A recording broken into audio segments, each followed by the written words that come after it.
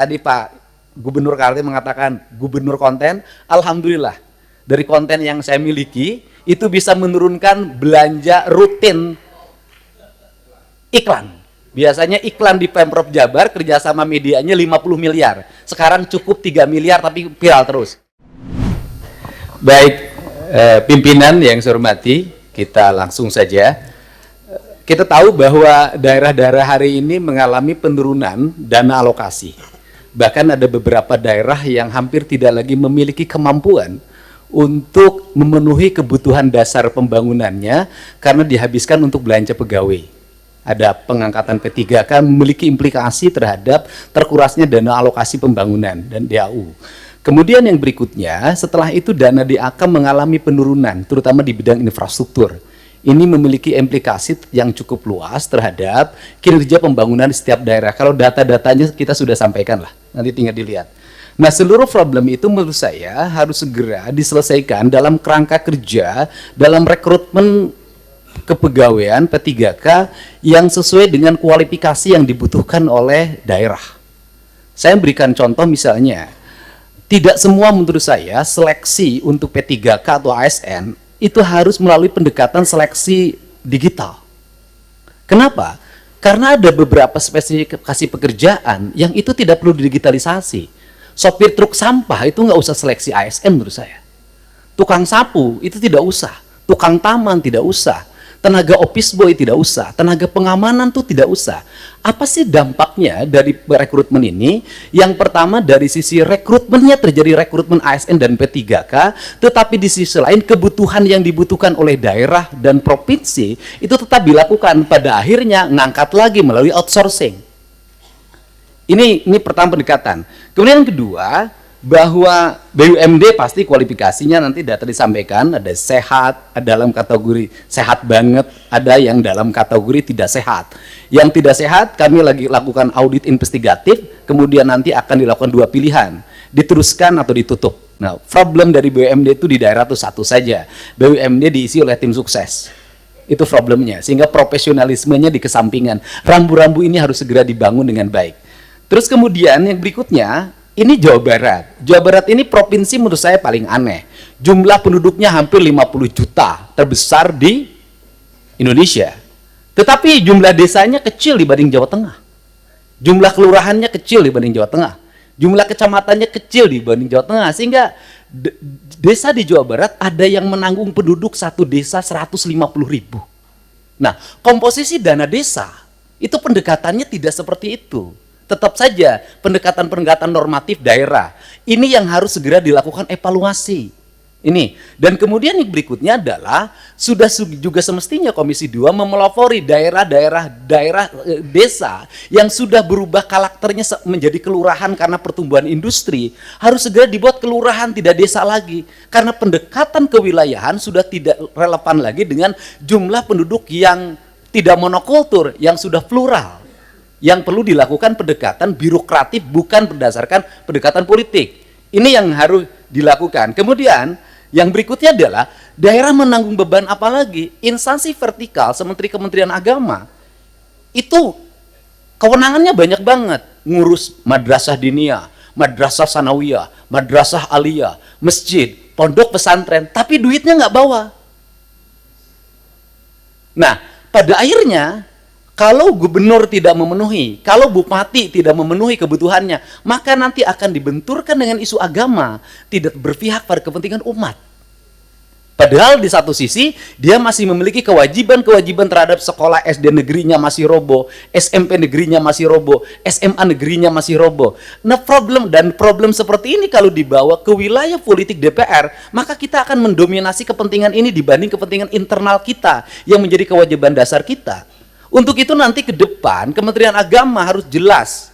Kalau dia mengatakan bahwa masjid tanggung jawab Kementerian Agama, madrasah diniyah tanggung jawab Kementerian Agama, madrasah sanawiyah Kementerian Agama, madrasah aliyah negeri Kementerian Agama, termasuk juga madrasah aliyah swasta, pesantren adalah di bawah Kementerian Agama, uang di Kementerian Agama diperbanyak agar mereka bisa mandiri. Sehingga fiskal kabupaten, fiskal kota, fiskal provinsi sangat berimplikasi kuat bagi kesejahteraan publiknya dan bagi apa yang menjadi kewajiban dasarnya. Kemudian yang berikutnya adalah, ini urusan otonomi di Jawa Barat, lucu. Ada kabupaten yang penduduknya 6 juta. Ada kota yang penduduknya hanya 250.000, tapi berbatasan. Saya berikan contoh misalnya, dulu di wilayah selatan, karena waktu itu ketua komisi 2-nya, itu dapilnya, Ciamis, Banjar, Pangandaran, sehingga pertumbuhan otonominya cepat. Kabupaten Pangandaran, Kota Banjar, Kabupaten Ciamis. Tetapi di wilayah Bogor yang penduduk 6 juta sampai sekarang nggak berubah-ubah. Kemudian juga Kota Sukabumi berbatasan dengan Kabupaten Sukabumi. Kabupaten Sukabumi penduduknya banyak sekali, sedangkan Kota Sukabumi penduduknya kecil sekali. Kota Cirebon dengan Kabupaten Cirebon. Kota Cimahi berbatasan dengan Kabupaten Bandung, berbatasan Kabupaten Barat. Kotanya kecil sekali penduduknya. Tapi di sisi lain Kabupaten Bandung penduduknya besar sekali. Fiskal ini akan lahir tidak adil. Ada kota yang mendapat alokasi relatif baik, penduduknya sedikit. Ada kabupaten yang alokasinya tidak begitu besar, penduduknya besar. Pertanyaan saya adalah, ke depan bisakah dibuat inisiasi penambahan jumlah wilayah untuk sebuah wilayah? Misalnya, kalau Kabupaten Sukabumi susah sekali membuat daerah otonomisasi baru, bisakah sebagian dari wilayah Kabupaten Sukabumi diintegrasikan dengan kota Sukabumi, kotanya berubah jadi kabupaten?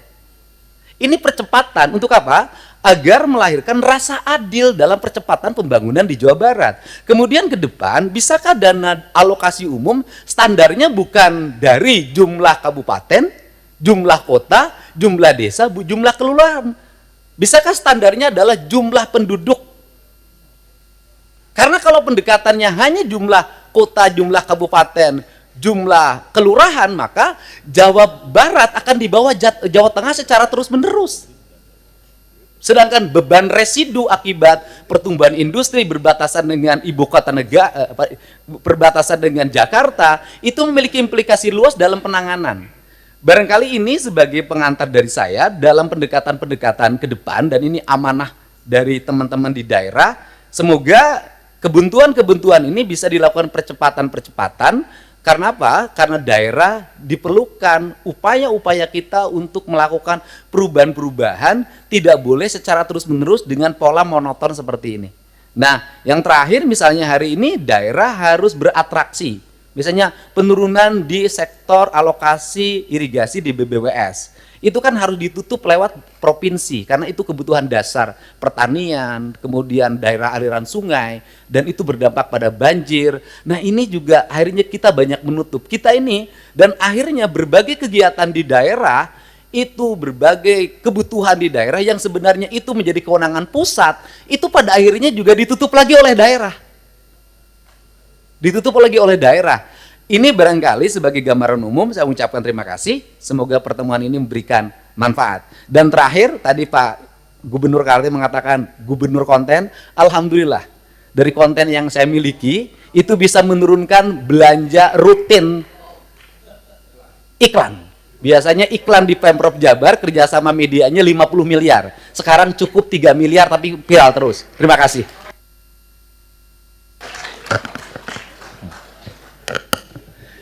Bu Wamen, dalam penyusunan PP tentang desain besar penataan otonomi daerah itu mungkin tadi masukan dari Gubernur Jawa Barat, dan saya kira nanti yang lain juga bisa memberi masukan. Itu penting untuk kita bikin formula. Selama ini kan ada gairah yang besar untuk menghadirkan daerah otonomi baru, pemekaran. Tapi nomenklatur penggabungan dalam Undang-Undang Pemda, Undang-Undang nomor 23 tahun 2014 itu nggak pernah kita gunakan. Kita mekar terus, gabungnya nggak pernah. Nah, gabung selama ini selalu dikonotasikan dengan kabupaten yang ada gabung ke kabupaten yang lain. Itu kan ekstrim. Tapi pendekatannya bisa jadi beberapa kecamatan di sekitar daerah otonomi itu gabung karena daerahnya dekat. Tadi misalnya, ini kota Sukabumi, ini kabupaten Sukabumi. Kecamatan-kecamatan yang dekat dengan kota Sukabumi, di kabupaten Sukabumi itu gabung ke sini. Kan gitu. Nah, formula-formula ini menurut saya itu penting. Kami sekarang sedang meminta Kemendagri, Pak Gubernur, para gubernur untuk menyusun PP itu, karena itu menjadi formula kita untuk nanti menentukan bagaimana desain penataan daerah di Indonesia ke depan. Pimpinan, ada satu lagi yang ini menjadi kegelisahan, adalah PPh 21, Pak. PPh 21 itu dasar pembagian bagi hasilnya berdasarkan di mana dia bayar. Industri yang ada di Jawa Barat itu PPh 21-nya mayoritas di Jakarta. Sehingga dana bagi hasilnya untuk Pemda DKI pada residu industrialisasinya, resikonya, infrastruktur segala macam adalah tanggung jawab Pemda Jabar. Terima kasih, Pak.